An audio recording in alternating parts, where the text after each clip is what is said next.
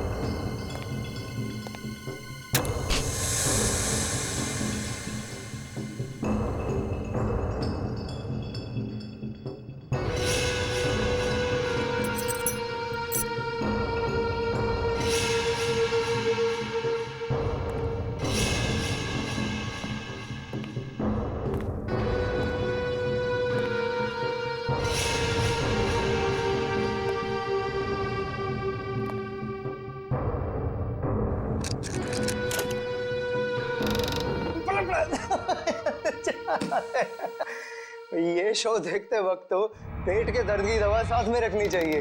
हंसते हंसते पेट दर्द हो गया।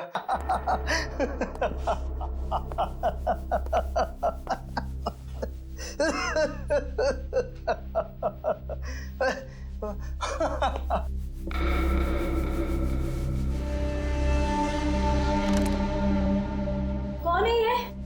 प्रमोद कौन है ये? बहुत खुशकिस्मत हो तुम।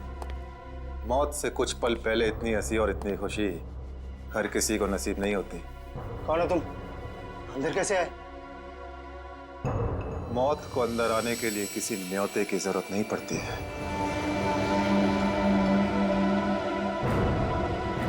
ये क्या कर रहे हो?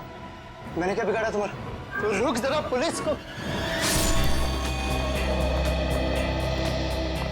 Happy birthday Tarika. Thank you Shreya. Thank you. Many happy returns of the day. Thank you Siddharth. बहुत खूबसूरत फूल है। श्रेया की चॉइस है।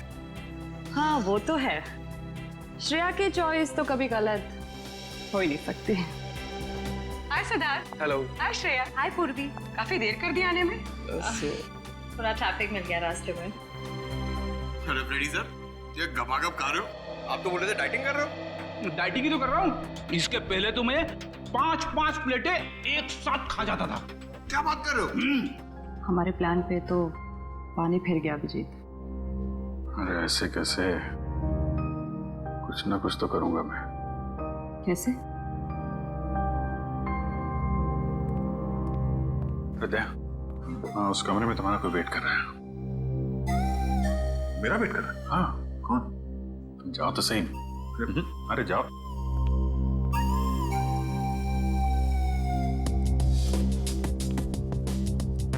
हे सिद्धार्थ, वो तुम्हें मेरी जासूसी नॉवेल्स की कलेक्शन देखनी थी ना? चलो दिखाती हूँ। चलो श्री। अरे कभी तो श्रेया को अकेले छोड़ो। ऐसी कोई बात नहीं है ना? चलो। इट्स ओके सिद्धार्थ, जाओ तो। चलो।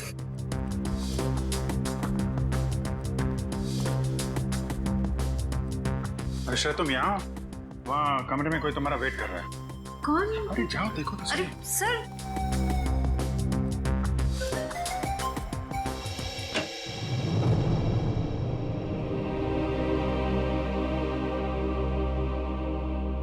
श्रेया,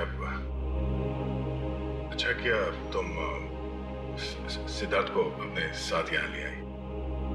आई एम वेरी सॉरी। उस दिन मैंने आपके साथ बहुत बुरा बिहेव किया था।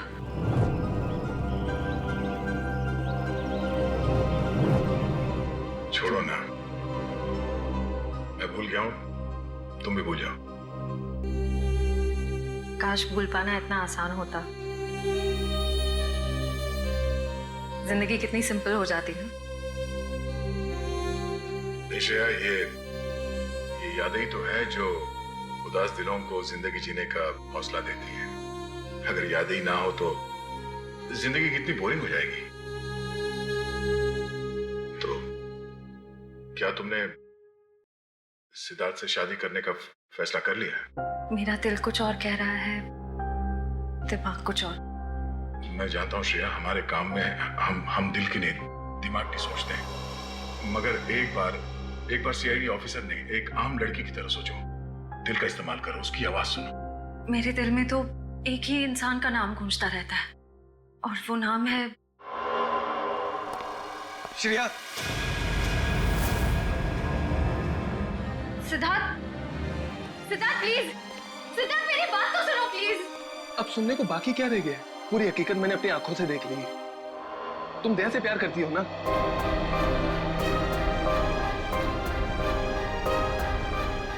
सिद्धार्थ, मैं इस बारे में तुमसे बात करने वाली थी।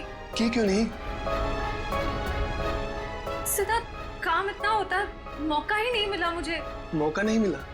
I just can't believe I heard that. Siddharth please मेरी बात तो सुनो। ये इतना आसान नहीं हो के। अपने आपको मेरी जगह रखकर तो सोचो, फिर पता चलेगा मैं किस अग्नि परीक्षा से गुजर रही हूँ।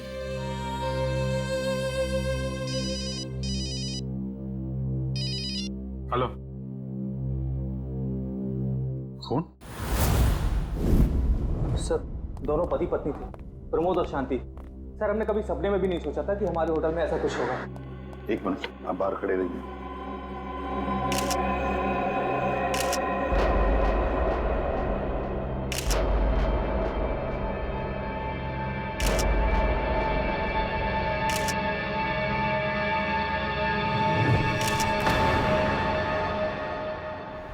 माय गॉड, दोनों की लाशें ऐसी इस अवस्था में। सर, इतने सारे केस सॉल्व किए, लेकिन इस तरह का केस कभी नहीं देखा। सर, लगता है ये दोनों खूनी से विनती कर रहे थे कि वो इन्हें छोड़ दे, मगर खूनी ने जरा भी दया नहीं दिखाई। नहीं फ्रेडी, लगता है खूनी ने पहले इन दोनों को मारा और फिर यहाँ लाकर बिठा दिया, हाथ पैर बांध दिए। जिस तरह से इन दोनों को बिठाया कुर्सी में, लगता है खूनी हमसे कुछ कहना चाहता है। ये देखो, कम से कम 6-7 वार तो किए इस बेचारी पर। ऐसे इतनी बेरहमी से मारा है जैसे ये खूनी कोई सिर फिरा हो या फिर बदले की आग में ये सब किया है उसने।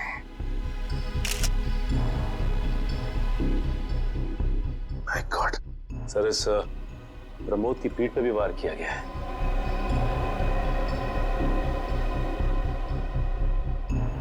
क्या हुआ? सर, इसकी सांसें चल रही है, जिंदा ही। प्रमोद जिंदा है? तो जल्दी से इसे हॉस्पिटल ले जाओ, इसका जिंदा रहना बहुत जरूरी है। संभाल के, चलो। आजा।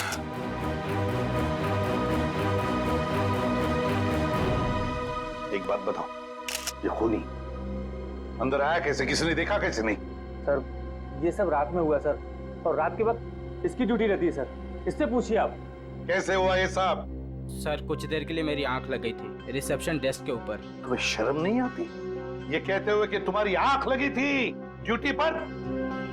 Sorry sir. एक बात बताओ, ये दोनों प्रमोद और शांति कब से रह रहे तुम्हारी होटल में? सर, पिछले 6 दिनों से रह रहे थे, और आगे भी 1 महीने रहने का प्लान था सर। क्यों, कुछ बताया इन्होंने? सर, प्रमोद जी की नई नौकरी लगी थी, नासिक से इस शहर में नए आए थे, उन्हें अपना घर नहीं मिला, इसीलिए होटल में रह रहे थे सर। ठीक है, जाओ। वंश, प्रमोद और शांति, इन दोनों की पूरी जानकारी चाहिए मुझे।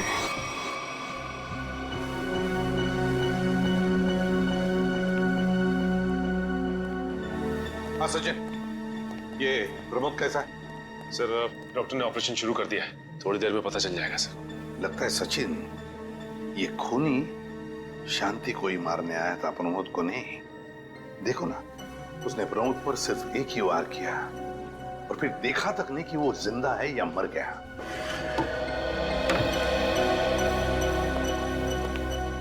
हाँ डॉक्टर साहब, कैसा है प्रमोद? हमने प्रमोद को बचा तो लिया है, मगर मगर क्या? वो कोमा में चले गए हैं। कोमा में? लेकिन डॉक्टर साहब, प्रमोद को होश तो आ जाएगा ना? हम तो अपनी तरफ से पूरी कोशिश करेंगे, मगर कुछ कहा नहीं जा सकता। Thank you. कुछ भी हो, प्रमोद होश में आना ही चाहिए। खूनी को सिर्फ प्रमोद ने ही देखा है। डॉक्टर साहब, शांति की लाश से कुछ पता चला? दया, मौत की वजह तो तुम लोगों को क्राइम स्पॉट पे ही पता चल गई होगी। पेट पर चाकू के इतने सारे घाव हैं, उसी की वजह से मौत हो गई बेचारे की। हाँ, वो तो हमें पता चल गया था। उसके अलावा कुछ और? हाँ, एक खास बात। 2 महीने पहले इसका किडनी का ऑपरेशन हुआ था। ये देखो, इसमें एक फोटो है। किडनी का ऑपरेशन? वंश, पता करो शहर के किस हॉस्पिटल में शांति के किडनी का ऑपरेशन हुआ था। जैसे और सर, वो क्राइम सीन पे जो खून मिला था वो शांति और प्रमोद का ही है। खूनी ने खून करने से पहले एक एक कदम फूंक फूंक कर रखा है। हाँ, काफी प्लानिंग की है खूनी ने इस जुर्म को अंजाम देने के लिए। उसे पता था कि ये प्रमोद ऑफिस से कितने बजे वापस आता है, और वो होटल के कमरे में पहुंच गया जब दोनों मौजूद थे। पर सर, अगर उसका मकसद शांति को ही मारना था तो वो तो प्रमोद के आने से पहले ही जुर्म को अंजाम देकर वहां से फरार हो सकता था। हाँ, ये बात तो है। मुझे लगता है खूनी ने प्रमोद के ऊपर सिर्फ एक ही बार वार किया, और वो इसलिए क्योंकि वो चाहता था कि वो कोमा में पहुंच जाए और जिंदा लाश बन जाए। सर, लगता है ये खूनी कोई एक्सपर्ट है जो अच्छी तरह से जानता था कि वार कहाँ पे करना है। सर, वो एक्सपर्ट नहीं, मुझे तो सरफिरा लगता है। वरना मारने के बाद इन्हें प्रार्थना की पोजीशन में क्यों बैठा था? कोई तो गहरा कारण है सबके पीछे जो इस खूनी के अतीत से जुड़ा हुआ है। क्या प्रमोद की बीवी का खून हो गया और प्रमोद कोमा में है? जी हाँ। खैर, ये बताइए कि पिछले कुछ दिनों से प्रमोद का स्वभाव कैसा था? क्या वो डरा डरा रहता था या कुछ और अजीब बात? नहीं, ऐसा तो कुछ नहीं था। पर हाँ सर, मैंने उनको काम में बहुत सारी गलतियां करते देखा। साफ साफ बताइए, प्रमोद किस तरह की गलतियां कर रहा था? बेसिक अकाउंटिंग की गलतियां। मुझे तो हैरानी हो रही थी कि इतने काबिल और इतने क्वालिफाइड इंसान ऐसे बच्चों वाली गलतियां कैसे कर सकता है कोई। वो तो अच्छा हुआ कि मैंने उनकी गलती देख ली, वरना पूरी अकाउंट शीट खराब हो जाती। सर, मुझे तो लगता है उन्हें काम आता ही नहीं था। ऐसा कैसे हो सकता है? वो जिस कंपनी से आए थे वो तो बहुत बड़ी कंपनी थी, और कोई भी बड़ी कंपनी किसी ऐसे आदमी को अपने यहाँ नौकरी पर क्यों रखेगी जिसे उसका काम ही नहीं आता हो? अब तो इस प्रमोद की सारी कुंडली निकालनी पड़ेगी। तो पति पत्नी प्रमोद और शांति एक नंबर के धोखेबाज थे। उनके सारे सर्टिफिकेट्स और डॉक्यूमेंट्स नकली हैं। स्कूल और कॉलेज हर जगह के। ऐसी क्या वजह हो सकती है जिस वजह से 420 करके ये उस फाइनेंस कंपनी में काम कर रहा था? ये इस प्रमोद को वहाँ काम करके क्या फायदा हो सकता है? इस सवाल का जवाब तो उसी वजह से जुड़ा है निखिल, जिसकी वजह से इस प्रमोद की हत्या की गई। पर वजह जो भी हो, उस वजह का पता तो सीआईडी निकाल ही लेगी। लेकिन सर, हो सकता है इन दोनों का नाम भी नकली हो सकता है। ऐसा भी हो सकता है कि ये दोनों असली प्रमोद और शांति हो ही ना, बल्कि कोई बहरूपिये हों जिन्होंने उन दोनों की जगह ले ली हो सकता है। एक सेकंड। हेलो, हाँ बोल रहा हूँ। हाँ, कौन सा hospital? Okay, thank you so much. क्या हुआ निखिल? हमारा अंदाजा सही निकला। 2 महीने पहले पुणे की मोती हॉस्पिटल में इस प्रमोद की पत्नी का एक ऑपरेशन हुआ था। वहाँ प्रमोद की पत्नी का नाम शांति नहीं बल्कि विनीता लिखा हुआ है। विनीता? मोती हॉस्पिटल, पुणे।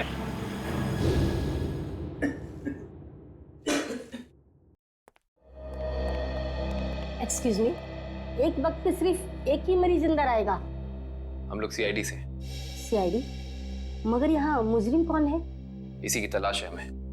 एक्चुअली आपके हॉस्पिटल में 2 महीने पहले एक ऑपरेशन हुआ था, उसी के बारे में कुछ जानकारी चाहिए हमें। किसका ऑपरेशन? ये दोनों आपकी हॉस्पिटल में आए थे?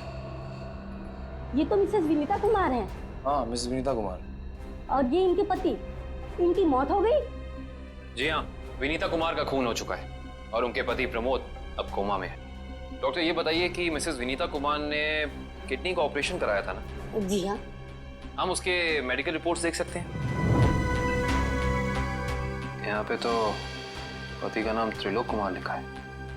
मतलब त्रिलोक बन गया प्रमोद और विनीता बन गई शांति।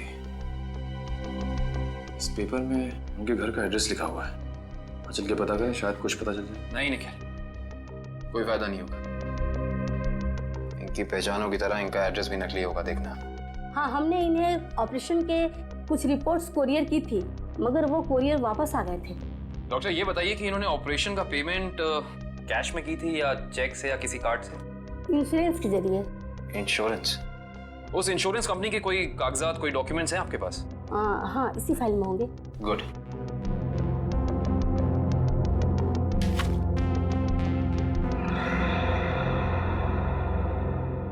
बिज हेल्थ इंश्योरेंस। अंकित, सभी अकाउंट्स और सभी खाते अच्छी तरह से बंद हो जाने चाहिए। कल शाम 5 बजे तक ऑडिटर आ जाएगा। हो जाएगा सर। कभी सपने में भी नहीं सोचा था कि हमारी कंपनी का अंत इतना बुरा होगा।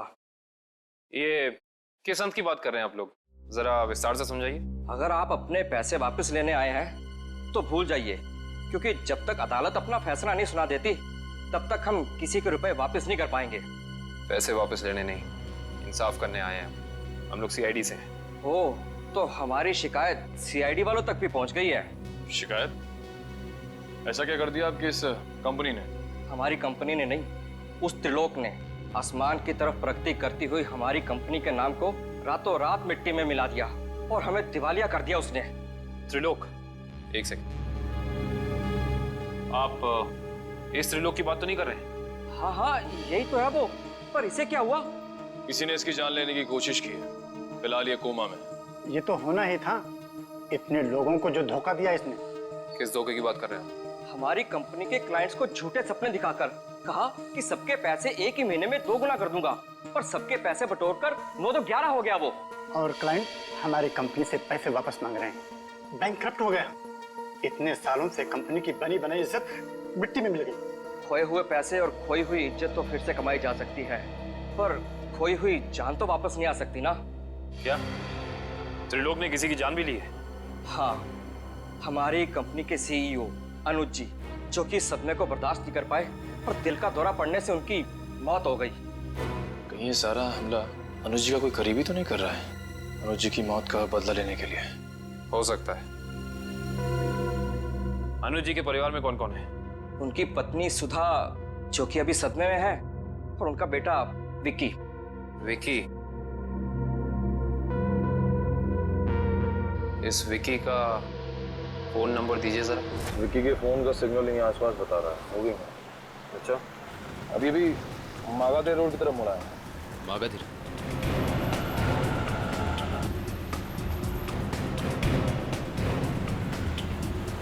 देखो सिग्नल, कुछ पता चला? एक मिनट। क्या हुआ? इस विक्की के फोन का सिग्नल यहीं आसपास बता रहा है। कहीं विक्की इस बाइक को तो नहीं? हाँ सर, हो सकता है ये विक्की है। चेक करते हैं।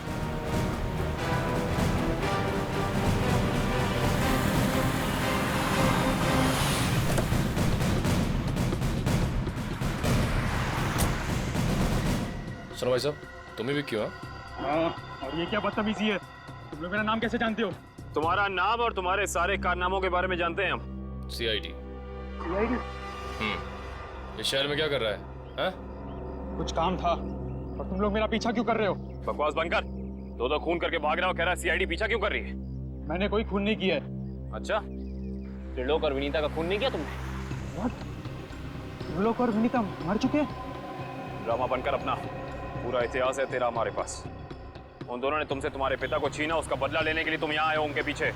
हाँ, मैं बदला लेने जरूर आया था, पर मैंने उनका खून नहीं किया। देख, सच बोल दे, समझा? नहीं अपनी शक्ल नहीं पहचान पाएगा। मैं सच कह रहा हूँ।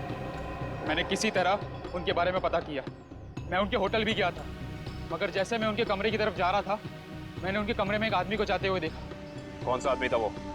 उसके चेहरे को ठीक से देख नहीं पाया मैं। तुम्हें जो भी याद है, जितना भी याद है, साफ साफ बताओ। कद लगभग 6 फीट, ओवरकोट पहना हुआ था उसने, और उसके बाल लंबे थे, यहाँ तक। हाँ, और उसने एलिगेटर शूज पहने हुए थे। Alligator shoes? हेलो, एक और खून?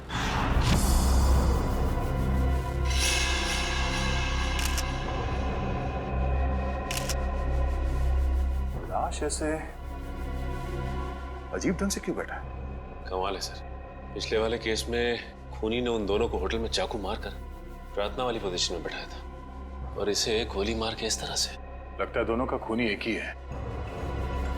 गोली सीधे माथे के बीचों बीच मारी है। अगर ये सीरियल किलर होता तो इसे भी चाकू से मारता सर, क्योंकि विनीता को उसने चाकू से मारा था। इसे तो गोली मारी।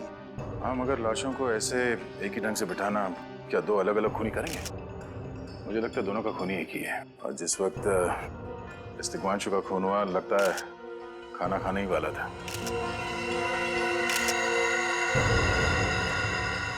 तो यहाँ पे दूसरी प्लेट भी पड़ी है। कहीं ऐसा तो नहीं कि ये तिग्मांशु की बीवी के लिए थी?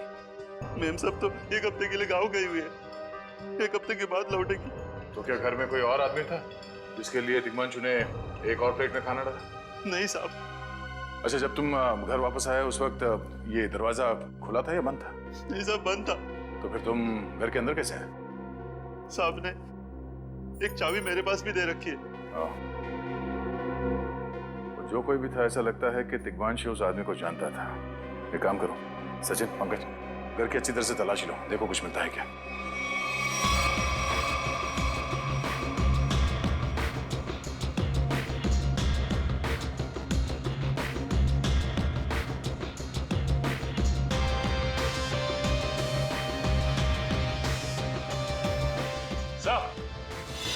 हाँ सचिन।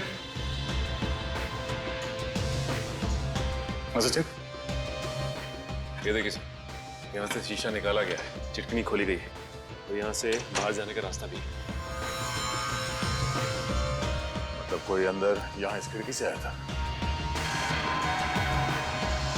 हाँ सर, लेकिन इस घर में तो सेफ्टी अलार्म भी है सर। अगर यहाँ से कोई अंदर आया है तो सेफ्टी अलार्म बजना चाहिए था, और सिक्योरिटी गार्ड को भी अंदर आना चाहिए था। अब इसका जवाब तो सिक्योरिटी गार्ड ही देगा।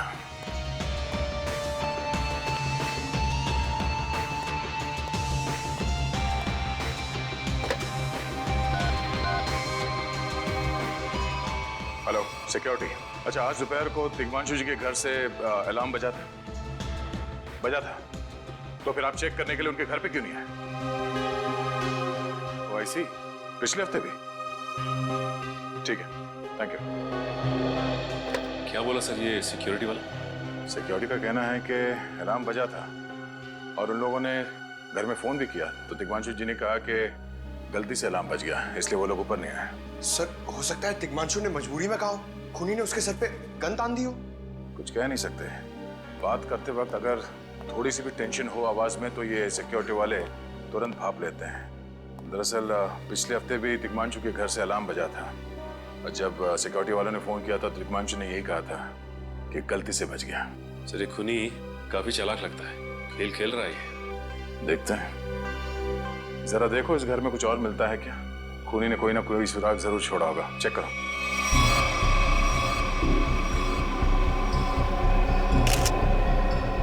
सर एक मिनट सर।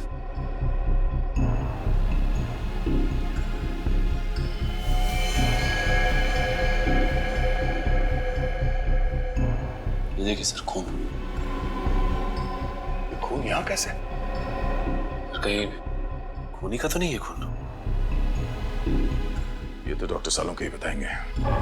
वो खून किसका है ये अभी पता चल जाएगा। तारिक आती होगी रिपोर्ट लेकर के। डॉक्टर साहब, इस तिग्मांशु के बारे में कुछ और पता चला? हाँ।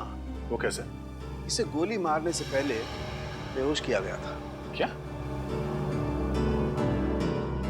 इसे बेहोश किया था? इसके खून में मुझे एक खास किस्म की दवाई के अंश मिले जो अक्सर इंसान को बेहोश करने के लिए दी जाती है, और वो दवाई से इंजेक्शन के जरिए दी गई थी। ये देखो। सर बहुत ही अजीब बात है, अगर खूनी इसे मारना चाहता था तो सीधा गोली मारकर इसका काम तमाम कर सकता था, फिर ये जहर की दवाई क्यों दी होगी? और सर एक और बात पता चली, तिग्मांशु जिस हालात में हमें मरा हुआ मिला था वो एंशिएंट कल्चर के हिसाब से प्रार्थना करने की पोजीशन, खाना खाने से पहले। तो फिर तो शांति और तिग्मांशु दोनों का खूनी एक ही आदमी है। ये खूनी के लिए ये हत्याएं जुर्म नहीं, एक जश्न है। इसीलिए उसने टेबल पे ये प्लेटें सजाई, उसमें खाना रखा, एक अपने लिए और एक तिग्मांशु के लिए। और सर, तिग्मांशु को प्रार्थना की पोजीशन में बैठा के उसने गोली मार दी। सर मैंने कहा था ना, ये खूनी एकदम सरफिरा है सर। हाँ सर, लगता है ये खूनी अपने आप को बहुत शक्तिशाली महसूस करता है। जिस वक्त इन सब की गर्दनें झुकी होती हैं उसके सामने, उसे आनंद आता है। नहीं सचिन, खूनी का मकसद लोगों को अपने सामने झुकाना नहीं, बल्कि अपने लिए प्रार्थना करवाना था। क्या मतलब? ये रही उस खून की रिपोर्ट। ये खून ना ही तिग्मांशु का है और ना ही उसके घर वालों का। ये खून उस खूनी का ही है। खूनी का? मगर वहां तो हाथापाई के कोई निशान नहीं मिले और उस जगह को देख के ऐसा लगा भी नहीं कि तिग्मांशु ने सेल्फ डिफेंस में खूनी के ऊपर हमला किया होगा। वो इसलिए दया क्योंकि ये खून खूनी ने अपने मुंह से थूका था। हमें इसके खून में से इसके सलाइवा के कुछ अंश भी मिले। उसकी तबीयत खराब है क्या? हाँ, वो बीमार है। उसके खून में एथिमोलाइसिन नाम की दवाई का अंश मिले और उसका कीमोथेरेपी हुआ था। इसका मतलब उसे कैंसर है, ब्रेन का कैंसर, लास्ट स्टेज का ब्रेन कैंसर। इसीलिए वो लोगों से अपने लिए प्रार्थना करवा रहा है ताकि उसकी बीमारी ठीक हो जाए। हमारे क्रिमिनल डेटाबेस में चेक करो, पता करो ये कोई पुराना पापी तो नहीं है। नहीं सर, उस खूनी का हमारे क्रिमिनल डेटाबेस में कोई रिकॉर्ड नहीं है। कोई इतिहास नहीं है? नहीं सर। सर, तिग्मांशु की पूरी कुंडली निकाल के लाओ सर। प्रमोद की तरह इसकी पहचान भी नकली है। व्हाट? हाँ सर, ये देखिए, उसका असली नाम राकेश है और जिस तरह प्रमोद को चासू बीसी की आदत थी, ठीक उसी तरह राकेश भी भोली भाली लड़कियों को फंसाता था शादी के झांसे में। कई लड़कियों ने आत्महत्या की है इस तिग्मांशु और राकेश के चक्कर में। हाँ सर, शादी के बाद उनके पैसे लेके ये गायब हो जाता। सर, इसका मतलब खूनी ने 2 ऐसे लोगों को मारा जो पहले से मुजरिम थे। शायद उसने सोचा होगा कि मरने से पहले कुछ अच्छे कर्म कर लूं। नहीं श्रेया, जरूर कोई रिश्ता रहा होगा उसका इन दोनों अपराधियों के साथ। पता करो इन दोनों अपराधियों का केस किस पुलिस स्टेशन में फाइल किया गया था? सर, ब्रेन कैंसर के जितने भी पेशेंट्स हैं शहर में, उन सबकी लिस्ट मिल गई है। कुल मिला के ऐसे 50 पेशेंट्स हैं, जिसमें से 10 पेशेंट्स ऐसे हैं जो कैंसर की लास्ट स्टेज पे हैं। उनमें से 4 औरतें हैं, बचे 6। हाँ सर, और इन 6 में से 4 ऐसे हैं जो 70 साल से ऊपर के बुजुर्ग हैं। अब बचे 2, ये उदय और भानु। तुम इन दोनों से मिले? हाँ सर, ये उदय 6 महीने से हॉस्पिटल में है। और भानु? भानु सर 1 महीने से हैदराबाद में। ये कैसे हो सकता है सचिन? अगर वो मुजरिम इसी शहर में है तो कहीं ना उसका इलाज चल रहा होगा, कहीं ना कहीं से वो दवाई खरीदता होगा। मांझी सर, इस शहर में जितने भी केमिस्ट है जहाँ पे ब्रेन कैंसर की दवाइयाँ बेची जाती है, उन सब की लिस्ट चाहिए मुझे। सब पता चल गया। त्रिलोक और राकेश दोनों के खिलाफ एक ही थाने में केसेस दर्ज किए गए थे, जगतपुरी थाने। इस केस का पूरा इतिहास जगतपुरी थाने से ही पता चलेगा। Excuse me. यस। आपकी दुकान पे ब्रेन कैंसर की दवाइयाँ बेची जाती हैं? जी हाँ, हमारी दुकान उन चुनिंदा दुकानों में से है जहाँ ये दवाई आपको मिलेगी। वैसे ये दवाइयाँ बहुत कम लोग खरीदते होंगे, नहीं? जी, बहुत महंगी है एक्चुअली। अच्छा, जो लोग ये दवाइयाँ खरीदते हैं उनकी लिस्ट मिल सकती है हमें?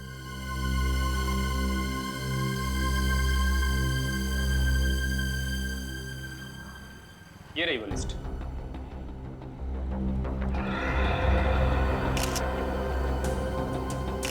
तपन, उदय और नितिन, ये तीनों लोग तो उस मरीज की लिस्ट में थे। अच्छा, आपको पूरा यकीन है कि इनके अलावा और कोई नहीं आता ये दवाई लेने के लिए? जी नहीं, लेकिन हो सकता है कोई गैर कानूनी तरीके से ये दवाई खरीद रहा हो। ये दवाइयाँ काफ़ी महंगी है ना, आम आदमी इसका खर्चा नहीं उठा सकता। अच्छा, आप किसी ऐसे आदमी को जानते हैं जो ये गैर कानूनी काम करता है? एक आदमी है, आंद्रे नाम है उसका। प्यार से लोग उसे एंडी कहते हैं। ये जो ज्वाला रोड पे पब्लिक पार्क है ना, अक्सर वही मिलता है। कांस्टेबल सुनील। Yes sir. आप सीआईडी से ही हैं ना? हाँ, हमारी बात शायद आप ही से हुई थी। साहब बताइए, कांस्टेबल सुनील आपके लिए क्या कर सकता है? सुनील जी, हाल फिलहाल में इस रिकॉर्ड रूम में कोई चोरी वगैरह हुई थी क्या? चोरी नहीं तो सर, अब यहाँ वाला कोई चोरी कैसे करेगा? सुनील, फिर आप एक हेल्प कर सकते हैं हमारी। हमें 2 मुजरिमों की फाइल चाहिए। एक का नाम है त्रिलोक कुमार और दूसरे का राकेश भिवेन। एक मिनट सर, क्या नाम बोले? राकेश? राकेश भिवेन।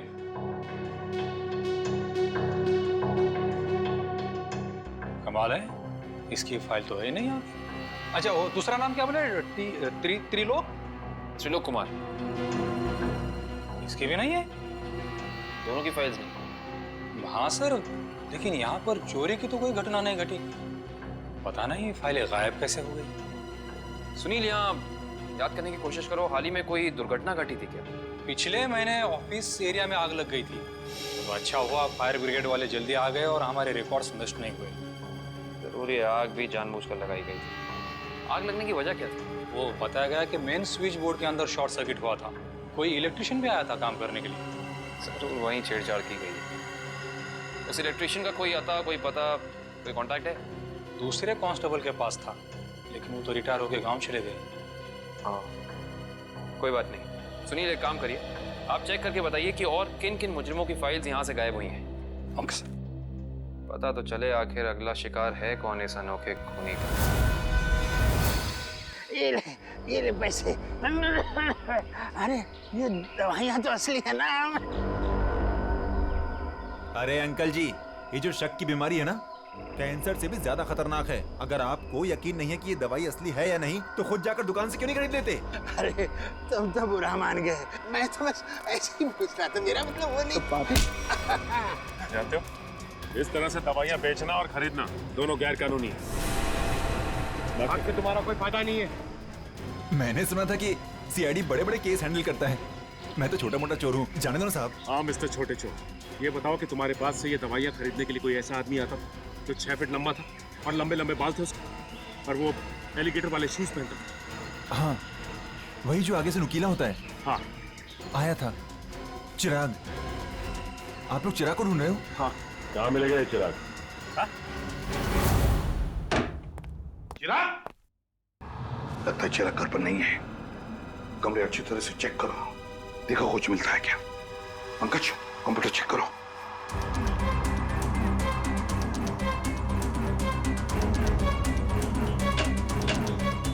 सर, ये देखिए, पूरी अलमारी गन्स और चाकू से भर रखी इस चिराग ने। My God. सर, हाँ, अंदर के कमरे में से ये खून से भरे हुए कपड़े मिले। पुलिस रिकॉर्ड रूम से फोन है। देखो। हेलो, जी कहिए। कौन? संदीप, स्वाधीन और हेमंत। ओके, ठीक है। कौन है ना? सर, त्रिलोक और तिग्मांशु की तरह इन तीनों की फाइल भी चोरी हुई है पुलिस रिकॉर्ड रूम से। मतलब अभिजीत, अब ये चिराग इन तीनों में से किसी एक को मारने वाला है। सर एक सेकंड, ये देखिए सर, इस कंप्यूटर की फाइल में इन तीनों की फाइल है। सर, ये तीनों भाई हैं और बदमाश भी हैं, और इन्होंने 3 खून किए हुए हैं सर। यहाँ पे 2 एड्रेस है, एक चीकूवाड़ी और एक चारको। चारको पर चीकूवाड़ी। एक काम करते हैं अभिजीत, हम दोनों चीकूवाड़ी चलते हैं और तुम लोग तीनों भी चारको चले जाओ। Yes sir. हाँ चलो अभिजीत।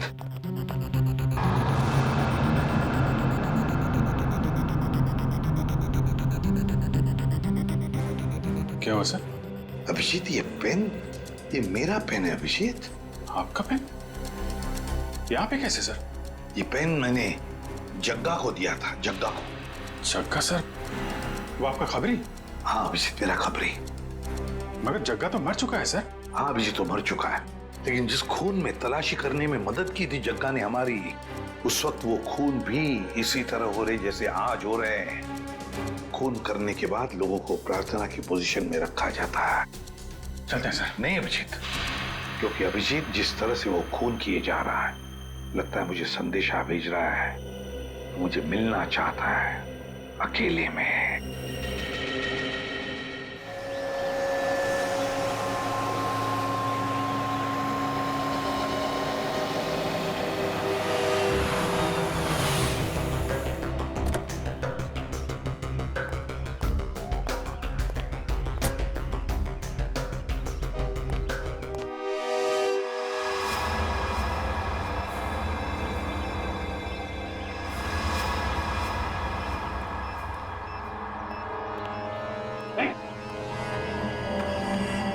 प्लीज हमें बचा लीजिए, किसी तरह हमें मार डालेगा।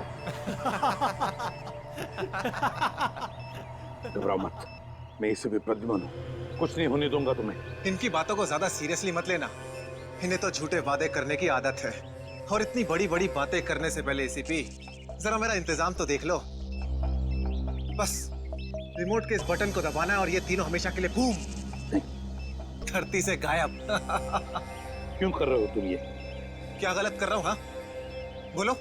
पर ये तीनों तो वैसे भी कानून से भागे हुए अपराधी है ना, तो इन्हें मारकर क्या गलत कर रहा हूँ मैं? इन्हें सजा देने का हक तुम्हारा नहीं, सिर्फ कानून का हक ही है। बस यही तो प्रॉब्लम है। जब तक तुम कानून में हो कुछ नहीं हो सकता। क्या क्या चाहते हो तुम मुझसे? पहले अपनी एक गन मुझे दो। एसीपी, मुझे अपनी गन दो, वरना मैं ये रिमोट दबा दूंगा। एसीपी, मैं 3 तक गिनूंगा। 1 2 3। नहीं,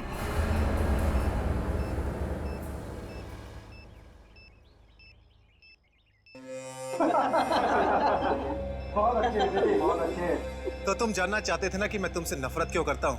हाँ। जग्गा खबरी का नाम ध्यान है? याद है मुझे। मैं उन्हीं का बेटा हूँ।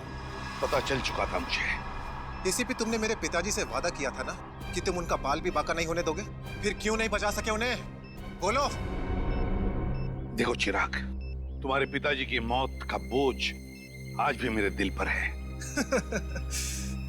बंद करो ये तुम्हारा नाटक। उस वक्त कहाँ थे तुम जब मेरे पिताजी की मौत के बाद मैं और मेरी माँ दर दर की ठोकरें खा रही थी?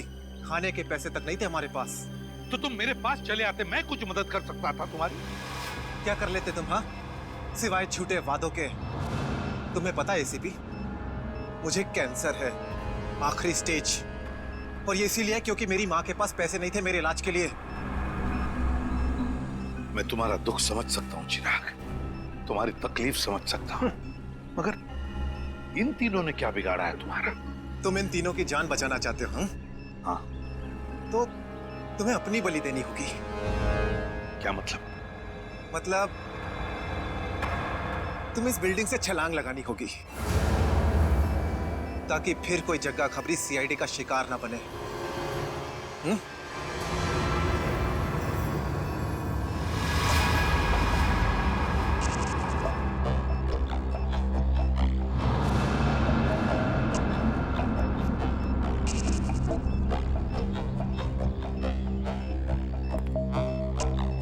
ठीक है, मंजूर है।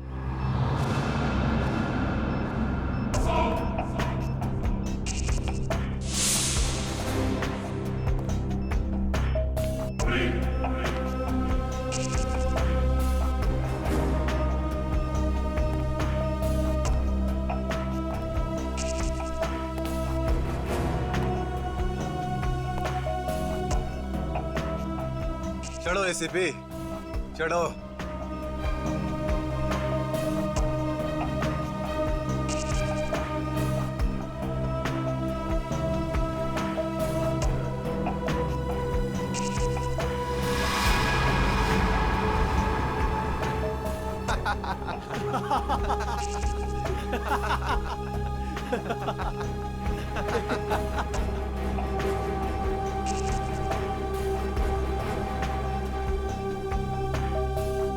ऊपर जाकर मेरे पिताजी से माफी जरूर मांग लेना।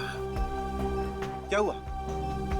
मौत को इतना नजदीक देखने से पांव कांपने लगे? एसीपी आज तक अपनी मौत को अपनी हथेली पर लेकर ही चला है, समझे? मौत से कभी डरा नहीं है वो। इतनी बड़ी बड़ी बातें, अब बातों का वक्त नहीं है, अब एक्शन का वक्त है। कूदो एसीपी, छलांग लगाओ और अपनी ये बेहतरीन जिंदगी को अलविदा कह दो। चलो। 1 मिनट, मैं जरूर कूदूंगा, लेकिन तुम पर कैसे विश्वास कर सकता हूं कि मेरे कूदने के बाद तुम इन तीनों को छोड़ दोगे? तुम्हारे पास और कोई चारा भी नहीं है। कूदो एसीपी, वरना मैं इस रिमोट का बटन दबा दूंगा।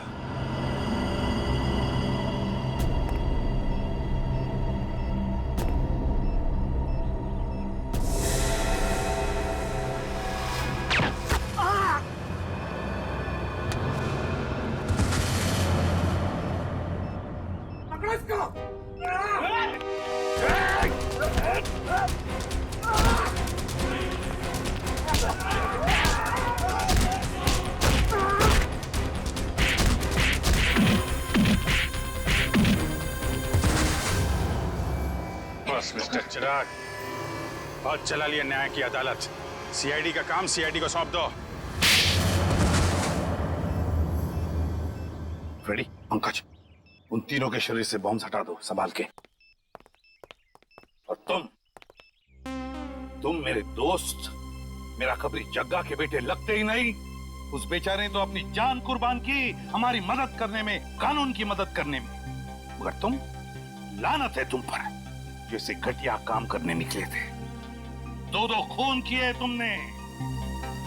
तुम्हें तो शायद फांसी ही होगी, फांसी।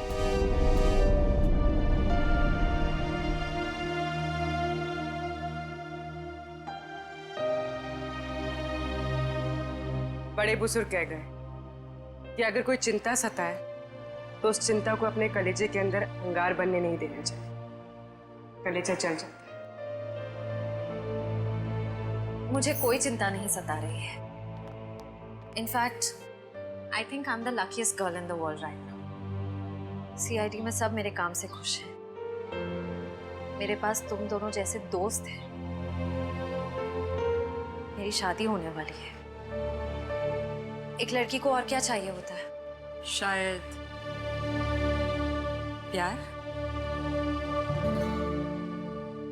प्यार भी तो है ना मेरे पास। मम्मी पापा का प्यार, दोस्तों का प्यार और सिद्धार्थ का प्यार। जुबान की बात दिल से मेल नहीं खा रही है श्रेया। मतलब ये कि दिल की बात जुबान पे लाने का वक्त आ गया है श्रेया। वो श्रेया कहाँ गई? हाँ, जो अपने सारे डिसीजंस खुद लेती थी, जिससे पता था कि उसको अपनी जिंदगी में क्या चाहिए। हाँ श्रेया, अब वक्त आ गया है। तुम्हें किसी एक को चुनना ही होगा। और अगर तुमने एक स्ट्रॉन्ग डिसीजन नहीं लिया ना, तो उसका असर तुम्हारी जिंदगी पर नहीं, बाकी 2 जिंदगियों पर भी पड़ेगा। मैं क्या डिसीजन लूं? किसे चुनूं? उस इंसान को जिसे मैं बहुत प्यार करती हूँ, पर उन्होंने कभी अपने प्यार का इजहार नहीं किया, या शायद वो मुझसे प्यार करते ही नहीं, या फिर उस इंसान को जो मुझसे बहुत प्यार करता है, मुझे पलकों पर बैठा कर रखता है। मगर यहाँ पे इम्पोर्टेंट सवाल ये है कि तुम किससे प्यार करती हो? नहीं तारिका, यहाँ ये बात इम्पोर्टेंट है कि अब मैं पीछे नहीं हट सकती।